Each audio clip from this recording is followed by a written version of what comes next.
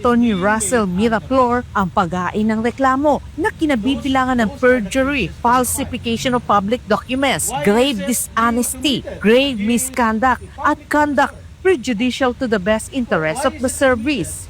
Sa kanilang joint complaint affidavit, hiniling ng mga complainant sa piskalya na magsagawa ng preliminary investigation kaugnay ng umano'y hindi pagkakatugma ng mga record na may kinalaman sa Maltese citizenship at passport ni Defense Secretary Gibo Teodoro. Ayon sa mga dokumentong isinumiti ng grupo, may visa pa umano ang Maltese passport ng kalihim mula December 22, 2016 hanggang December 22, 2026. Lumitaw rin sa mga record na nakapag-apply o nakapag-renew umano siya ng Philippine passport noong March 2017. Iginigiit ng mga complainant na dapat maberipika kung naideklara ng tama ni Teodoro ang kanyang citizenship status at kung nasunod ang lahat ng legal requirements bago siya tumakbo sa Senado noong 2022 elections at bago italagang kalihim ng Department of National Defense noong 2023. Binigyan din ni Miraflor na hindi umano ito isang political attack kundi panawagan para sa masusing pagsusuri ng mga opisyal na record at matiyak ang pagsunod sa batas.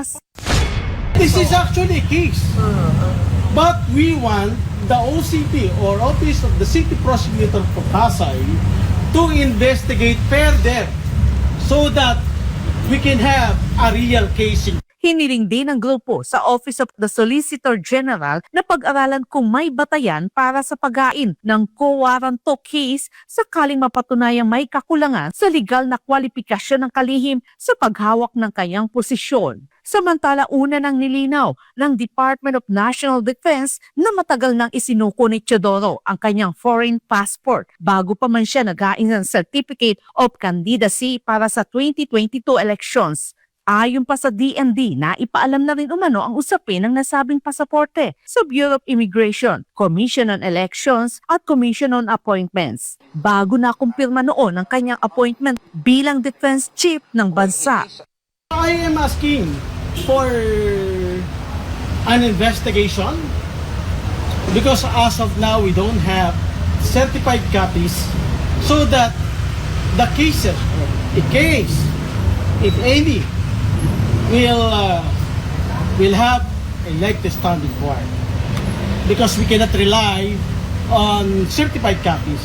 Tony Russell Miraflor ang pag-ain ng reklamo na kinabibilangan ng perjury, falsification of public documents, grave dishonesty, grave misconduct, at conduct prejudicial to the best interest of the service. Sa kanilang joint complaint affidavit, hiniling ng mga complainant sa piskalya na magsagawa ng preliminary investigation kaugnay ng umano'y hindi pagkakatugma ng mga record na may kinalaman sa Maltese citizenship at passport ni Defense Secretary Gibo Teodoro. Ayon sa mga dokumentong isinumiti ng grupo, may visa pa umano ang Maltese passport ng kalihim mula December 22, 2016 hanggang December 22, 2026. Lumitaw rin sa mga record na nakapag-apply o nakapag-renew umano siya ng Philippine passport noong March 2017. Iginigiit ng mga complainant na dapat maberipika kung naideklara ng tama ni Teodoro ang kanyang citizenship status at kung nasunod ang lahat ng legal requirements bago siya tumakbo sa Senado noong 2022 elections at bago italagang kalihim ng Department of National Defense noong 2023. Binigyan din ni Miraflor na hindi umano ito isang political attack kundi panawagan para sa masusing pagsusuri ng mga opisyal na record at matiyak ang pagsunod sa batas.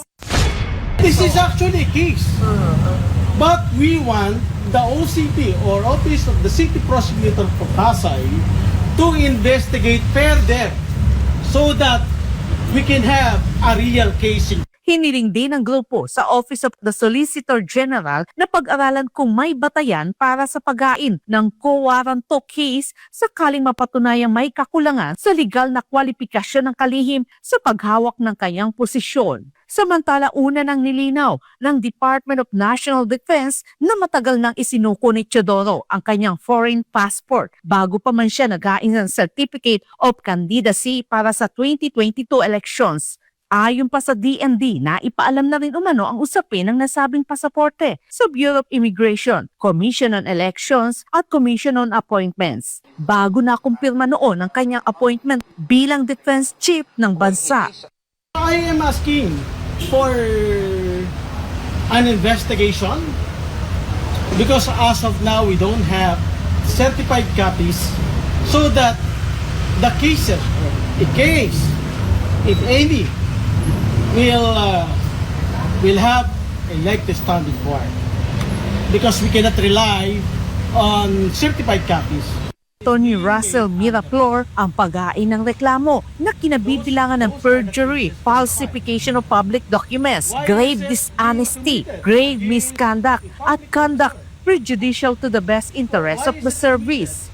Sa kanilang joint complaint affidavit, hiniling ng mga complainant sa piskalya na magsagawa ng preliminary investigation kaugnay ng umano'y hindi pagkakatugma ng mga record na may kinalaman sa Maltese citizenship at passport ni Defense Secretary Gibol Teodoro. Ayon sa mga dokumentong isinumiti ng grupo, may visa pa umano ang Maltese passport ng kalihim mula December 22, 2016 hanggang December 22, 2026. Lumitaw rin sa mga record na nakapag-apply o nakapag-renew umano siya ng Philippine passport noong March 2017. Iginigiit ng mga complainant na dapat maberipika kung naideklara ng tama ni Teodoro ang kanyang citizenship status at kung nasunod ang lahat ng legal requirements bago siya tumakbo sa Senado noong 2022 elections at bago italagang kalihim ng Department of National Defense noong 2023. Binigyan din ni Miraflor na hindi umano ito isang political attack kundi panawagan para sa masusing pagsusuri ng mga opisyal na record at matiyak ang pagsunod sa batas.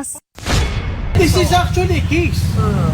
But we want the OCP or Office of the City Prosecutor for Pasay to investigate further so that we can have a real case. Hiniling din ng grupo sa Office of the Solicitor General na pag-aralan kung may batayan para sa paghain ng co-warranto case sakaling mapatunayang may kakulangan sa legal na kwalifikasyon ng kalihim sa paghawak ng kanyang posisyon. Samantala una nang nilinaw ng Department of National Defense na matagal nang isinuko ni Teodoro ang kanyang foreign passport bago pa man siya naghain ng Certificate of Candidacy para sa 2022 elections.